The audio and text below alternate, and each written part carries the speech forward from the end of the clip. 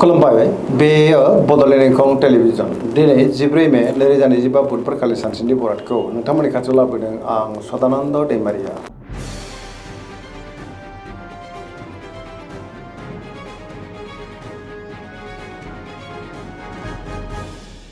सिगां फरायनो लादों मेष राशि गिबि हांखो अ ल दिनैनि साना जोबोर मोजां गोसोखौ दिनै जोबोर गोजोननाय मोनगोन जेरावबो जाफुंसारगोन सुथुरखौ दिनै गोरलैयैनो फेजेननोबो हागोन बयजोंबो गोरोबनो रोंगोन मावलांनाय खामानिफ्रा दिनै गोरलैयैनो मावफुंजानोबो हागौ गोसोनि साननायफ्रा मोगथाङाव जाफुंगोन देहाया दिनै मोजाङैनो थागोन सोरबा लोगोनिफ्राय हरखाबै मोजां खौरांबो फैनो हागौ गावनि गोसोनि साननायफोरखौ दिनै गुबुननो फोरमायनो हानानै गोसोआव गोजोननाय फैगोन रांखावरियाव मोजां होनजायो गोबां धोन आरजिनोबो हागोन आरो बेफार फालांगियावबो मोजां मुलाम्फा मोननो हागोन न'खराव बिसि फिसायनि गेजेराव अननानै फैगोन गुबुननि थाखाय गोबां मोजां खामानि मावनानै होनोबो हागोन गोसोनि बोलोआ दिनै बांगोन सेंग्रा सिख्लाफ्रा गावबा गावनि गोसोनि साननायफोरखौ फोरमायलायनोबो हागोन पजिटिभ एनार्जिनि गोहोम गोग्लैगोन फरायसाफ्रा दिनै फरायनायाव गोसो दुंखांगोन आरो मोजां फिथाइ मोननोबो हागोन धोरोमारि बिथिङावबो गोसो दुंखांनो हागौ सरासनस्रायै दिनै साना जोबोर मोजां आरो मोजाङैनो बारग'लांगोन।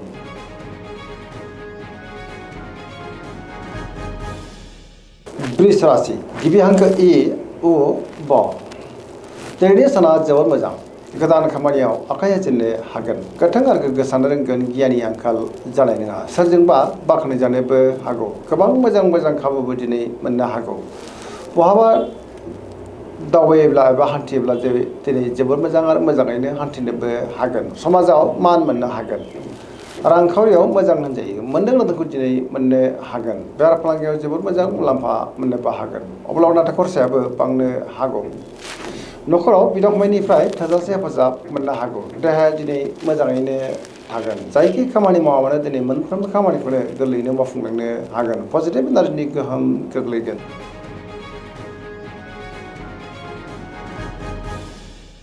मिथुन राशि गिबि हांखो ख स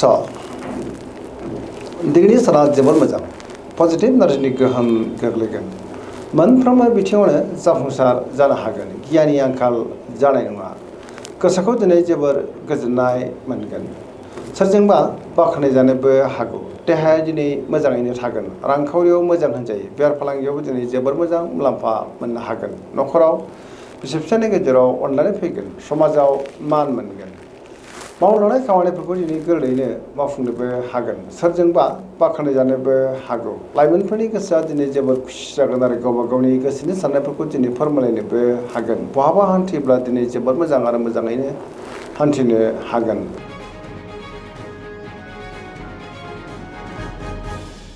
कर्कट राशि गिबि हांखो ड ह दिनैनि साना मोजां आरो गाज्रिनि गेजेरजोंनो बाबेनलांनो हागौ गोसोनि साननायफ्रा देबार नांगोन गावनि गोसोनि साननायफोरखौ दिनै गुबुननो फोरमायनो गोब्राब जानोबो हागौ सोरजोंबा रायखोमा जानोबो हागौ सुथुरनि गाज्रि नोजोर थानोबो हागौ मोनफ्रोमबो बिथिङावनो दिनै सांग्रां जानाया गाहाम गोसोनि साननायफ्रा देबार नांगोन नेगेटिभबो साननाय फैनो हागौ मावलांनाय खामानिखौ मावफुंनायाव माबा मोनसे हेंथा फैनोबो हागौ रांखावरियाव मोजां अब्लाबो नाथाय खरसाया बांनोबो हागौ बेफार फालांगियाव मोजां होनजायो गुबुननि थाखाय नाङा फाङा जेंनायाव गोग्लैनांनोबो हागौ देहाया दिनै मोजाङैनो थागोन अब्लाबो नाथाय जानाय लोंनायाव सांग्रां जानांगोन समाजाव मानहानि जानांनोबो हागौ फरायसाफ्रा दिनै फरायनायाव गोसो दुंखांगोन आरो मोजां फिथाइ मोननोबो हागोन लाइमोनफ्रा गावबा गावनि गोसोनि साननायफोरखौ फोरमायनो हागोन अब्लाबो नाथाय नेगेटिभ एनार्जिनि गोहोम गोग्लैनोबो हागौ मोनफ्रोमबो बिथिङावनो दिनै सांग्रां जानाया गाहाम।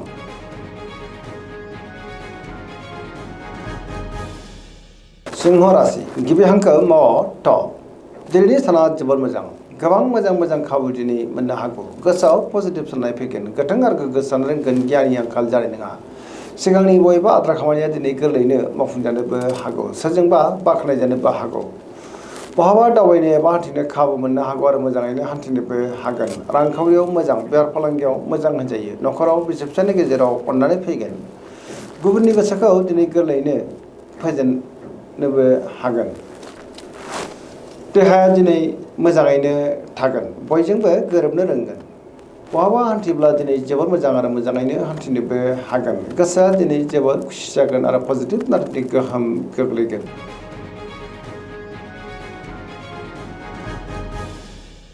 कन्या राशि गिबि हांखो प ट दिनैनि साना मोजां आरो गाज्रि गेजेरजोंनो बाबेलांनो हागौ। गुबुननि थाखाय दिनै नाङा फाङा जेंनायाव गोग्लैलांनोबो हागौ। गियाननि आंखाल जानोबो हागौ। गोथों आरो गोग्गो साननो हानाय नङा। गियाननि जागोन। रांखावरियाव बारा मोजां नङा। नाङा फाङा खरसाया दिनै बांनोबो हागौ। बेफार फालांगियावबो बारा मोजां नङा होनजायो। सोरजोंबा थगायजानोबो हागौ। देहाया दिनै मोजाङैनो थागोन। अब्लाबो नाथाय जानाय लोंनायाव सांग्रां जानांगोन। गोबां खामानियाव दिनै मुखुबबो थानो हागौ। अब्लाबो नाथाय नेगेटिभ एनार्जिनि गोहोम गोग्लैनोबो हागौ।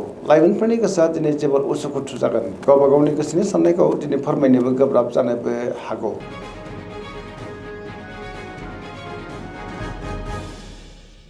तुला राशि गिबि हांखो र ट। दिनैनि साना मोजां आरो गाज्रिनि गेजेरजोंनो बाबेलांनो हागौ। गोसोनि साननायफोरा देबर नांगोन। गावनि गोसोनि साननायखौ दिनै गुबुननो फोरमायनो गोब्राब जानोबो हागौ। मावलांनाय खामानिखौ मावफुंनो गोब्राब जागोन। देहाया दिनै बारा मोजां थानाय नङा। गोबां रोखोमनि देहायारि जेंनाजों मोगा मोगि जानांनोबो हागौ। रांखावरियाव मोजां, बेफार फालांगियावबो मोजां होनजायो। न'खराव बिसि फिसायनि गेजेराव अननानै फैगोन। समाजाव मान मोननो हागोन। अब्लाबो नाथाय नेगेटिभ एनार्जिनि गोहोम गोग्लैनोबो हागौ। गोदान थांखि लानो गोब्राब जागोन। सेंग्रा सिख्लाफोरनि गोसोआ दिनै जोबोर उसुखुथु जागोन। गावबा गावनि गोसोनि साननायखौ फोरमायनोबो दिनै गोब्राब जानोबो हागौ। नेगेटिभ एनार्जिनि गोहोम गोग्लैनोबो हागौ।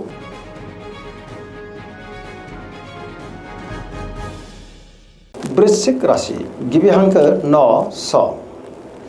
दिनैनि साना मोजां आरो गाज्रि गेजेरजों बाबेलांनो हागौ। गोसोआव गोनो गोथो साननायबो फैनो हागौ। गावनि गोसोनि साननायफोरखौ दिनै गुबुननो फोरमायनो गोब्राब जागोन। माबा नङा मोनसे जेंनाजों मोगा मोगि जानांनोबो हागौ। नेगेटिभ एनार्जिनि गोहोमबो गोग्लैनो हागौ।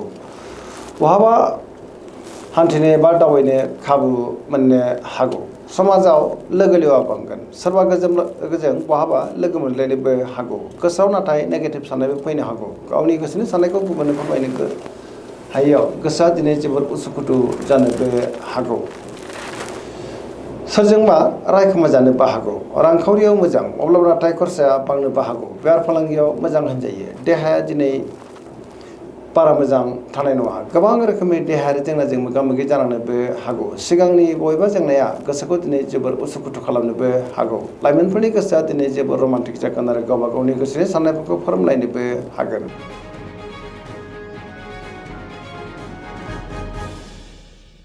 धनु राशि गिबि हांखो ढ फ भ। दिनैनि साना मोजां आरो गाज्रिनि गेजेरजों बाबेलांनो हागौ। गावनि गोसोनि साननायफोरखौ दिनै गुबुननो फोरमायनो गोब्राब जागोन। मावलांनाय खामानिफ्रा माबा नङा मोनसे गोरोन्थि जालांनोबो हागौ। गुबुननि थाखाय नाङा फाङा जेंनायाव गोग्लैनांनोबो हागौ। गोसोनि साननायफोरा देबर नांगोन। रांखावरियाव मोजां, अब्लाबो नाथाय खरसाया बांनोबो हागौ। बेफार फालांगियाव मोजां होनजायो। गोबां मुंदांखा सुबुंजों दिनै बहाबा लोगो मोनज्लायनोबो हागौ। देहाया दिनै बारा मोजां थानाय नङा। गोबां रोखोमनि देहायारि जेंनाजों मोगा मोगि जानांनोबो हागौ। जानाय लोंनायाव सांग्रां जानांगोन। लाइमोनफोरनि गोसोआ दिनै जोबोर उसुखुथु जागोन। गावबा गावनि गोसोनि साननायफोरखौ फोरमायलायनोबो गोब्राब जानोबो हागौ। न'खराव एना एनिबो फैनो हागौ। बिदा फंबायनिफ्राय हेफाजाबखौ दिनै मोननो गोब्राब जानोबो हागौ। नेगेटिभ एनार्जिनि गोहोम गोग्लैगोन।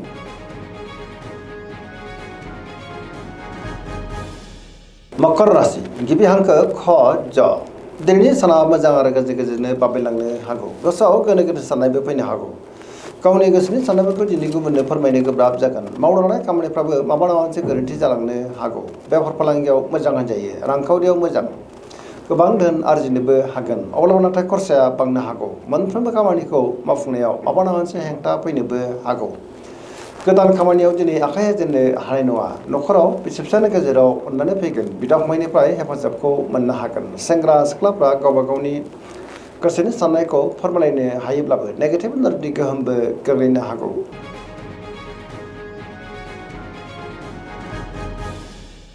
कुम्भ राशि गिबि हांखो ग स।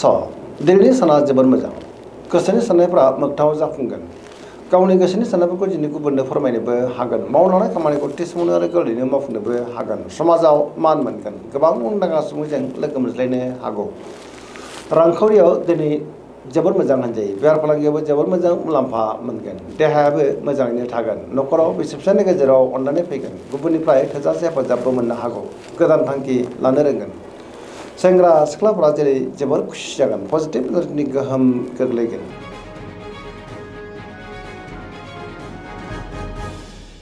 मीन राशि गिबि हांखो ड स दिनैनि साना जोबोद मोजां गोसोआव पजिटिभ सानना फैगोन गोथों आरो गोग्गो साननो रोंगोन गियाननि आंखाल जानाय नङा सोरजोंबा बाख्नाय जानोबो हागौ देहाया दिनै मोजाङैनो थागोन अब्लाबो नाथाय जानाय लोंनायाव सांग्रां जानांगोन रांखावरियाव मोजां बेफार फालांगियावबो मोजां गोबां धोन आरजिनोबो हागोन मोननो गोनांखौबो दिनै मोननो हागौ नखराव बिसि-फिसायनि गेजेराव अननानै फैगोन सोरजोंबा बाख्नायजानानै लाइमोनफ्रा जोबोर खुसि जानोबो हागौ फरायसाफ्रा दिनै फरायनायाव गोसो दुंखांगोन आरो मोजां फिथाइ मोननोबो हागोन सरासनस्रायै दिनै साना जोबोद मोजां आरो मोजाङैनो बारग'लांगोन दिनैनि राशि फरायथिना एसेनोसै जोबनायाव बेखौनो खावलायो जाहाथे नोंथांमोना सानफ्रामबो जोंनि बे बड'लेण्ड इंखं टेलिभिजनखौ नायबाय थायो आरो साबस्क्राइब खालामो लोगोसे लाइक खालामो आरो शेयार खालामो एसेनोसै गोजोन्थों।